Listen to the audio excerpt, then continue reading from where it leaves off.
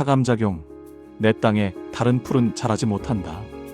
평화로워 보이는 숲속, 하지만 그 땅 밑에서는 소리 없는 화학전이 벌어지고 있습니다.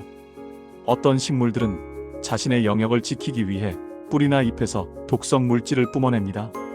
이를 타감작용, 알레로파시라고 합니다. 가장 대표적인 예가 소나무입니다. 소나무 숲에 가보면 바닥이 휑합니다. 다른 풀이나 나무가 거의 자라지 못하죠.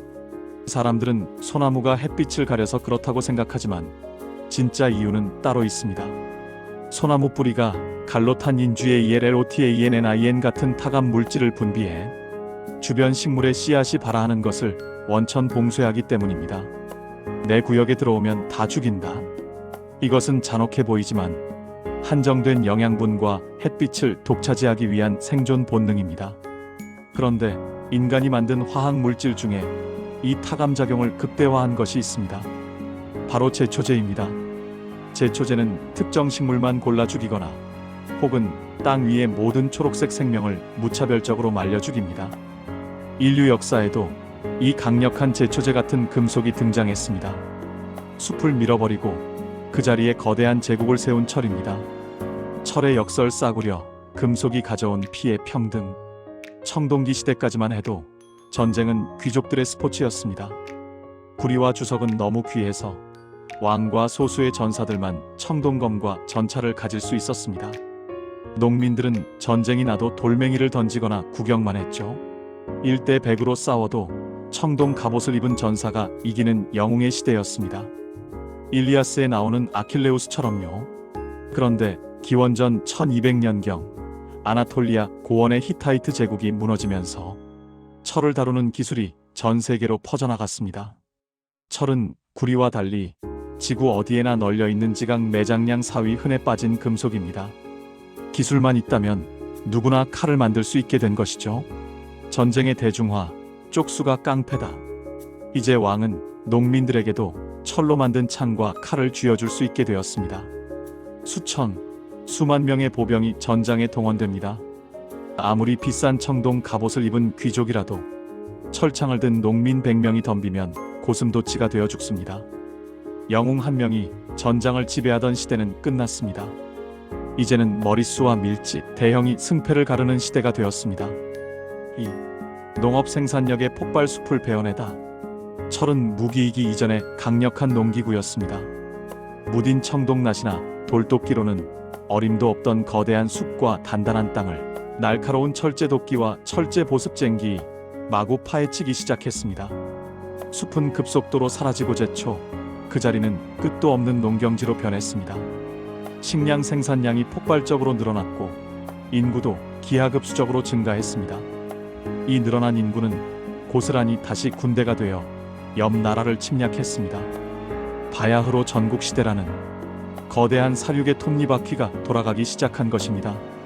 역설적이게도 이 피비린내 나는 철기시대가 민주주의의 씨앗을 품고 있었습니다. 그리스 아테네의 민주주의는 철기 때문에 가능했습니다.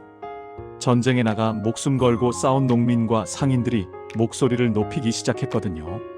나도 내 돈으로 철 갑옷 사입고 나라를 지켰으니 투표권을 달라. 왕은 더 이상 이들을 무시할 수 없었습니다. 무력, 철을 공유하게 되자 권력 정치도 공유할 수밖에 없게 된 것입니다. 불과 대장장이, 그리고 뒤틀린 아름다움. 청동기 시대의 예술이 권위적이고 신비로운 도철문이었다면 철기 시대의 예술은 훨씬 인간적이고 역동적이며 때로는 투박해집니다. 그리스 신화의 대장장이신 헤파이스토스를 보세요.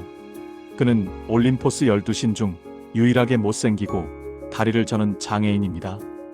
이것은 철을 다루는 장인들의 실제 삶을 반영합니다.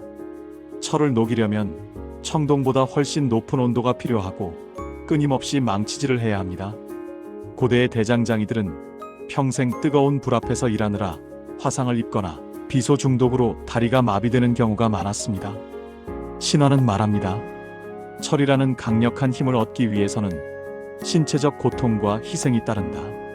철기 문명 자체가 인간의 노동과 고통 위에 세워진 것임을 상징합니다.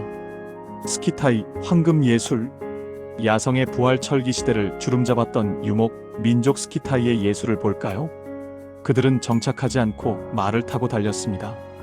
그들의 예술은 작고 가벼워서 몸에 지닐 수 있는 장신구 위주였습니다. 주제는 동물 투쟁입니다. 표범이 사슴의 목을 물어뜯고 독수리가 토끼를 낚아채는 순간을 아주 역동적으로 묘사했습니다. 정지된 자세의 이집트 미술이나 기하학적인 도철문과는 다릅니다. 철기 시대의 살벌한 약육강식, 그 야생의 에너지가 꿈틀거리는 리얼리즘이 부활한 것입니다. 기능미의 탄생. 철은 녹이 잘 씁니다. 청동기처럼 천년을 가는 화려한 장식을 새기기 어렵습니다. 그래서 철기 장인들은 장식보다는 기능 그 자체에 집중했습니다. 가장 잘 베어지는 곡선, 가장 잡기 편한 손잡이, 가장 단단한 강철의 결, 다마스쿠스 강철의 물결 무늬처럼 형태는 기능을 따른다는 현대 디자인의 원칙은 역설적으로 가장 실용적인 금속인 철기 시대에 태동했습니다.